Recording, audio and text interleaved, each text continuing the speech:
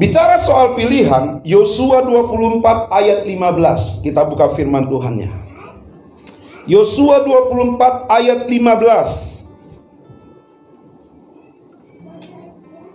Yang sudah berkata amin? Masih pelan, berarti belum. Yosua 24 ayat 15. Yang gak bawa Alkitab cetak gak apa-apa, Alkitab digitalnya keluarkan. Kan keterlaluan di handphonenya nggak ada Alkitab, malah ada kitab yang lain. Oh, pertanyaan itu. Haleluya, amin. Kita baca bersama-sama ya. Lihat titik komanya. Nikmati pembacaan firman Tuhan, gak usah buru-buru. Belanda masih jauh di negaranya.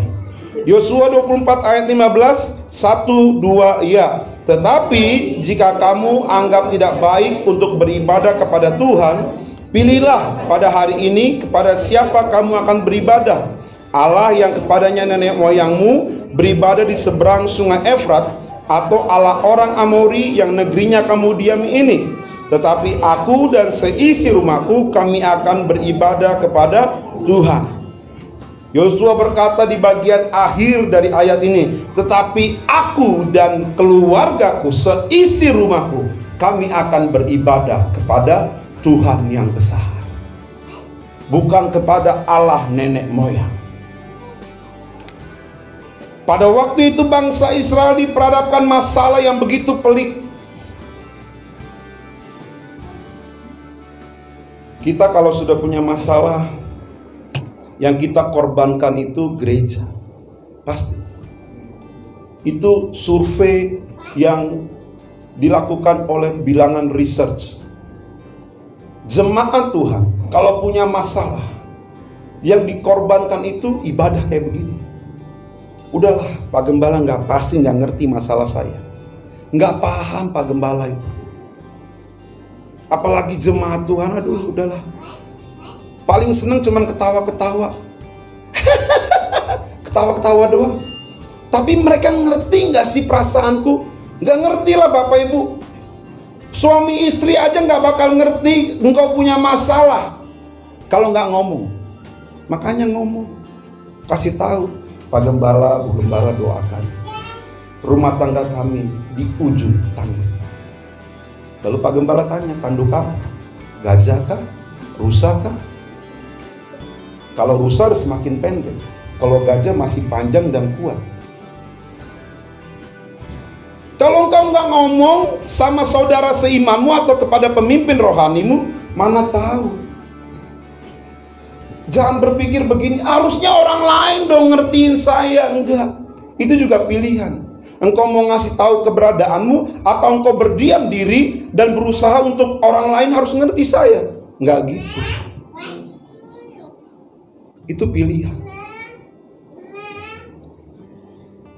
Yosua berkata, pilihlah hari ini. Keputusan ada di tanganmu. Engkau mau bertumbuh dalam kebenaran firman Tuhan, atau engkau jadi anak-anak secara rohani, itu pilihan. Hari ini dan kedepannya kita harus dituntut jadi orang-orang yang dewasa dalam rohani. Terakhir berita bahwa negara Cina punya roket yang besar yang mau jatuh, dan Indonesia ada di jalurnya. Kalau jatuh selesai, itu katanya. Saya baca berita doang. Lalu ada varian baru. Kalau makanan masih enak, ada varian baru, Bapak Ibu.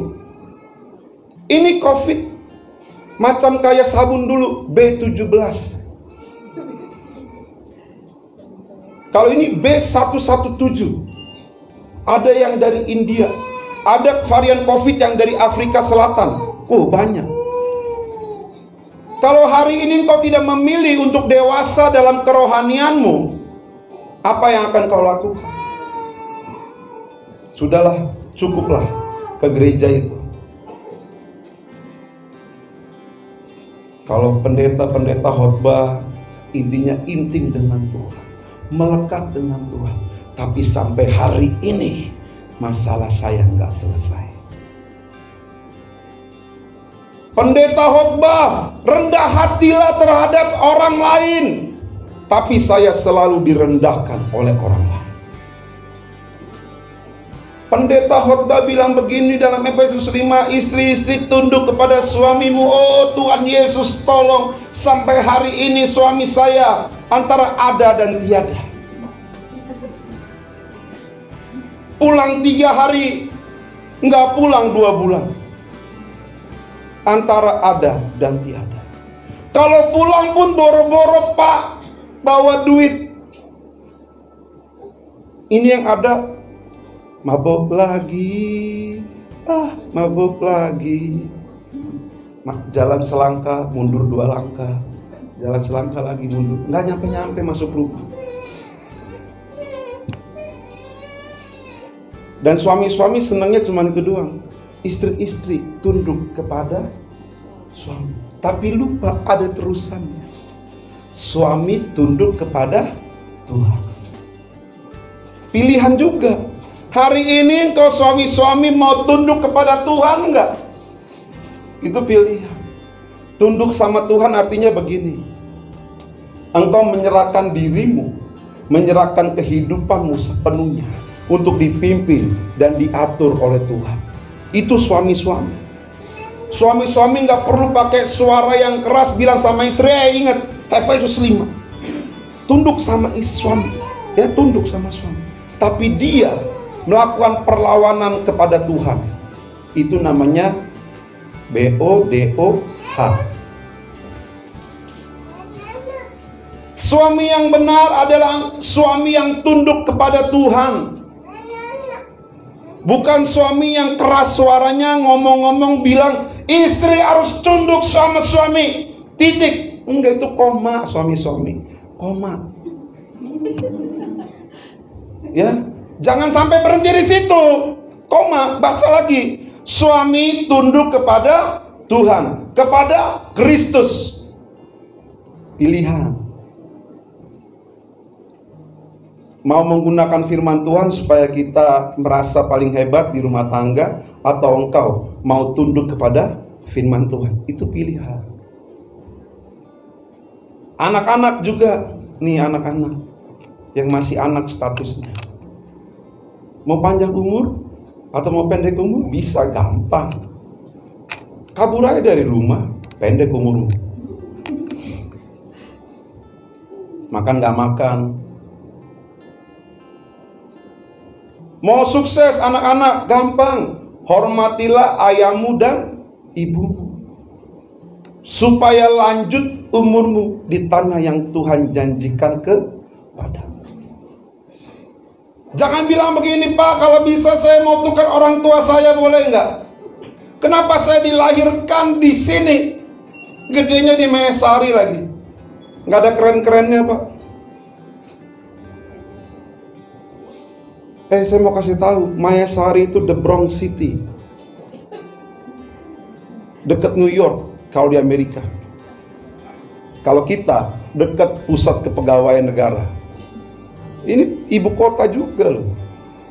Seluruh pegawai dari seluruh Indonesia datang BKN. Kalau kita tanya tinggal di mana? Seberang BKN. Oh iya. Walaupun masih tanah garapan. Itu pilihan, Bapak. Hari ini kita banyak diperhadapkan dengan pilihan.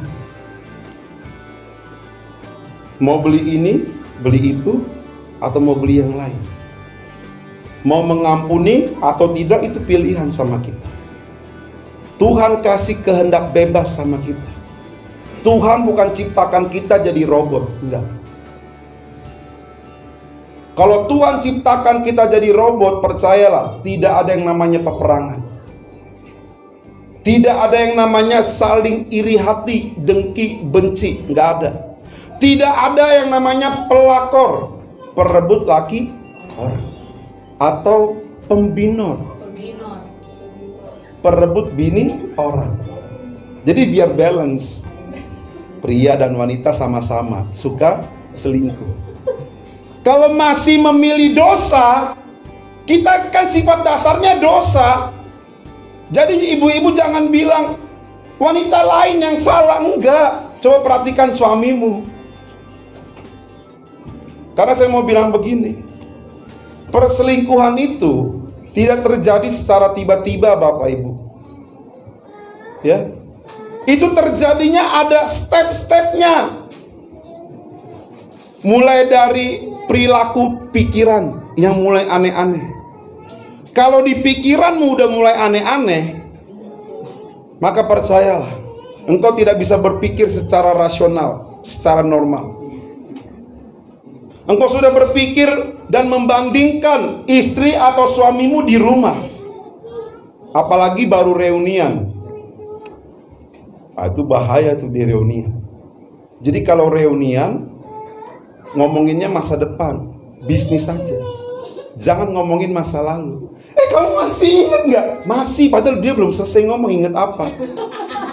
Kamu tuh masih punya utang sama aku 500.000. Gak usah. Reunian itu gak usah terjebak dengan masa lalu.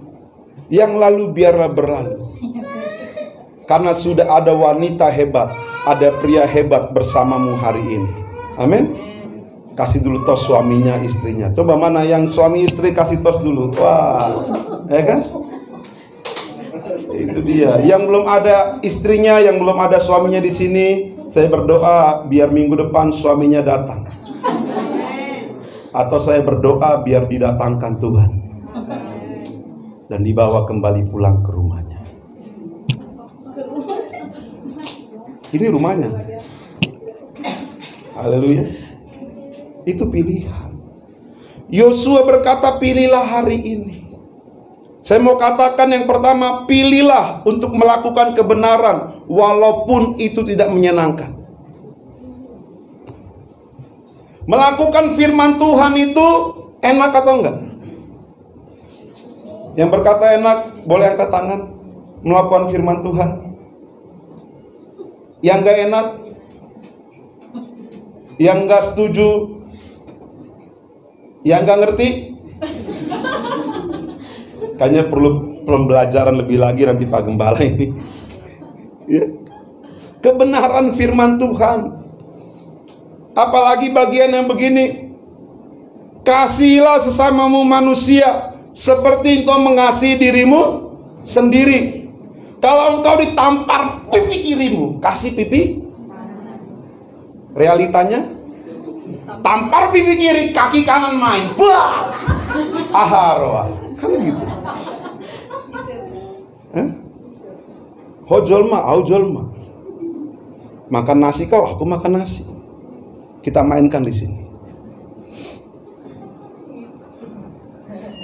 Kalau nyanyi tapi ku mau sepertimu Yesus, nangis dia sambil cari-cari selampe. Kok mana selampe?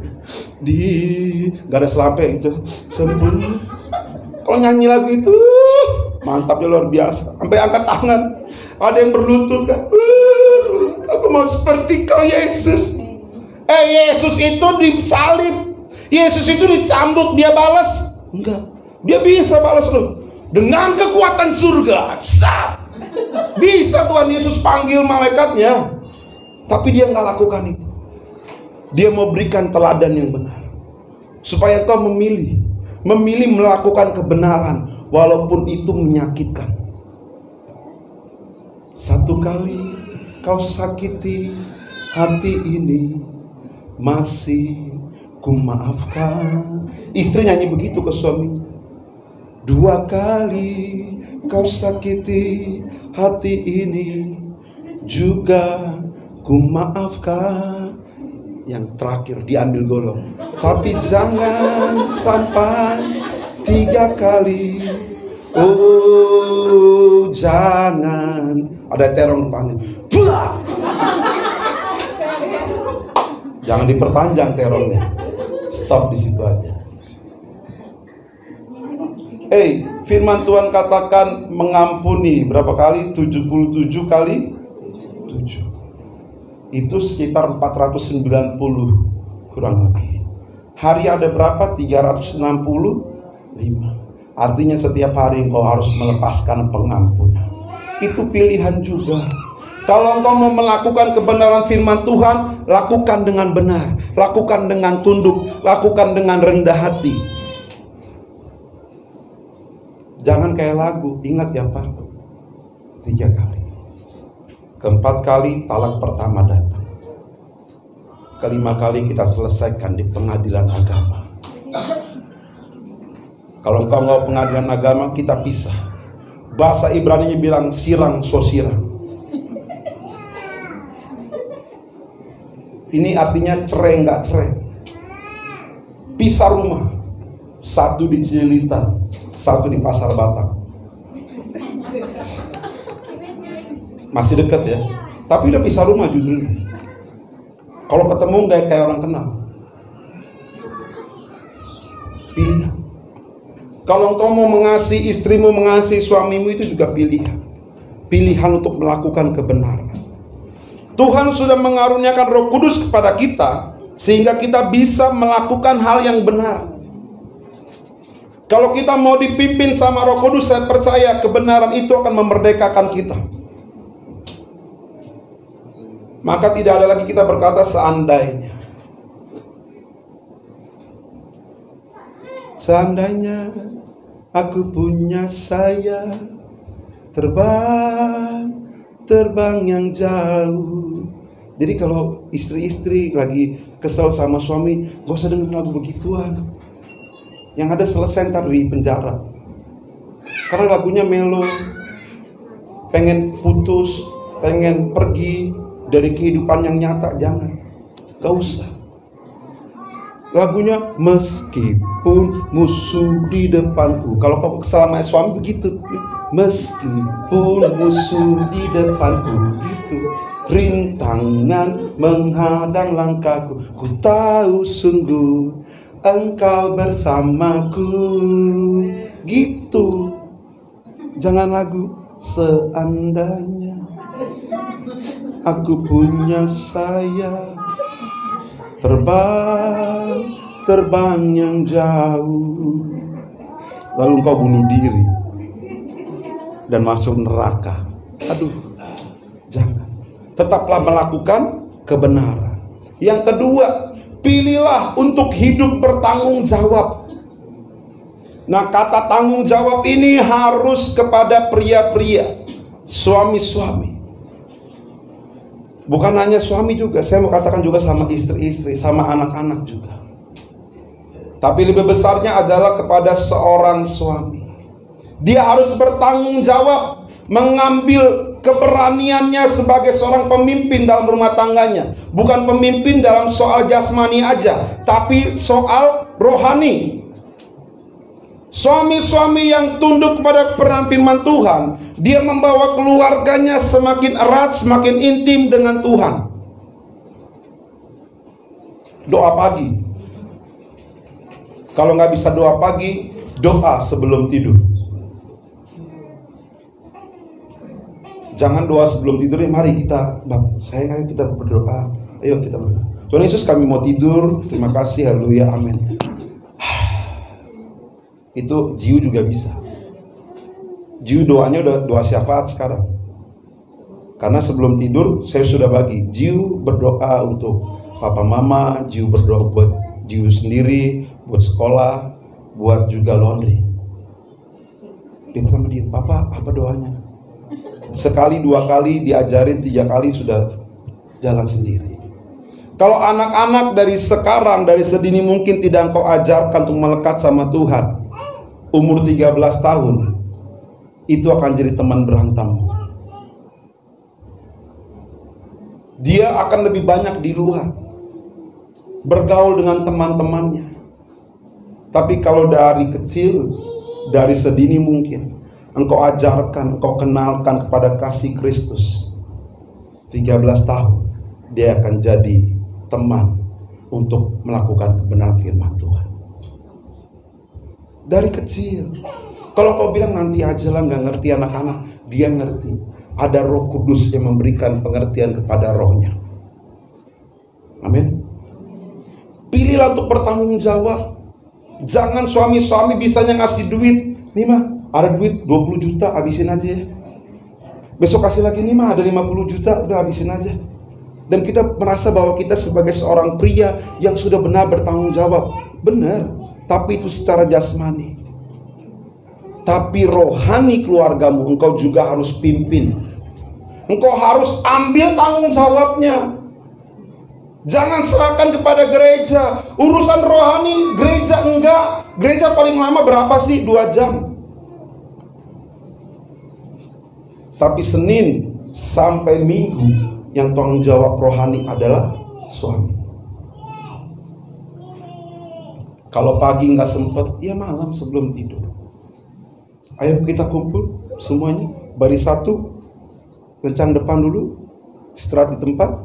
Instruksi dari kepala negara bagian bahwa kita hari ini dan seterusnya akan memulai doa keluarga kita, ya kan? Baris ini. Mungkin Pak Sembiring begitu ya Bu ya.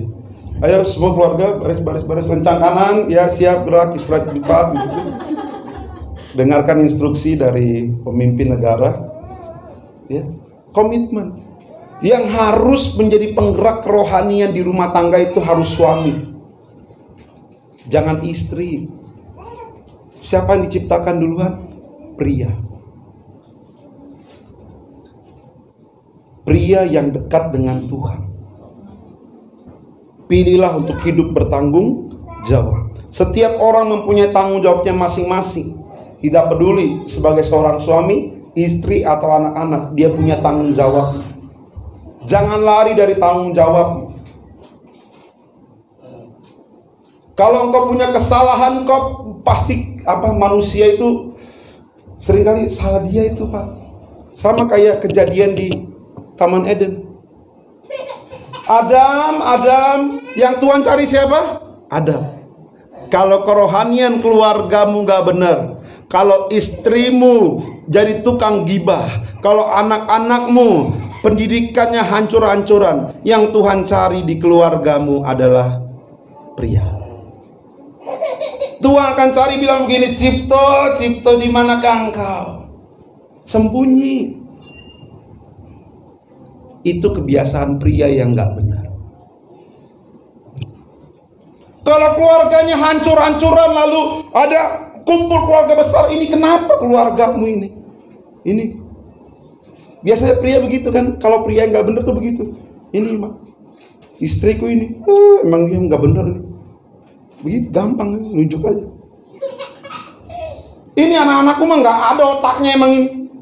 Entah di mana otaknya anak-anakku ini. Nunjuknya gampang. Kalau kepala keluarga yang tidak hidup dalam kebenaran firman Tuhan, pasti gampang nyala-nyalain istrinya. Ini ini kayaknya aku salah pilih nih mak. Dan yang paling gak benernya, biasanya emak-emak, apalagi emak-emak orang Batak, jadi kayak gitu emangnya. Anaknya dibelain. Puji Tuhan mama saya enggak. Saya selalu bilang, kau Cipto ya, kerja kau. Jangan makan terus kerjamu. Gitu. Saya bingung, ini mak saya atau enggak? Tapi saya percaya ini mak saya. Sebelum nikah pun, 2 bulan sebelum nikah, saya sudah dalam tanda kutip diusir dari rumah saya yang itu, di depan itu. Sudah disiapkan, ini piring-piringmu nanti Cipto ya. Ada Mama Jiu. Ini nanti dulu panggilnya Mama Abel. Ini Abel ya, punya kalian. Udah aku persiapkan.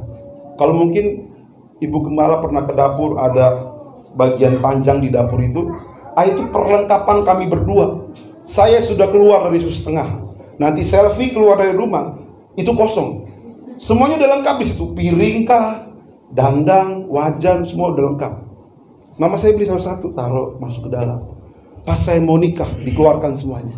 Cari rumah kontrakanmu di Depok. Diusir. Kalau bapak saya beda. Kenapa sih kau Mak Cip? Di sini aja lah mereka dulu 3 bulan. Enggak, diam aja kau. Gak ngerti. Gitu. Itu kalau udah agak-agak susah memang. Kalau udah berkaratan begitu udah agak susah memperbaikinya. Ya. Jadi kalau ada apa-apa jangan buru-buru ngelapor sama orang tuamu. Mak, suamiku begini. Panjang kali kau. Pulang sana. Orang tua yang benar tuh begitu. Urus rumah tanggamu dengan baik. Gak ada urusan mama di situ. Jadi nanti emak-emak yang anak lakinya nikah sama anak cewek orang lain, lalu dia ngadu tentang istrinya, mak, istriku gak bisa masak. Kau pikir mama juga bisa masak dulu? Enggak. Beli aja di warteg sana. Gak usah pusing kau, istrimu gak bisa masak, lapor kau ke sini. Datang aja sini kalau kau gak bisa masak istrimu, makan sini kalian. Udah, gak usah ngadu-ngadu, banci kali kau. Gitu. Ya pilihlah untuk hidup bertanggung jawab.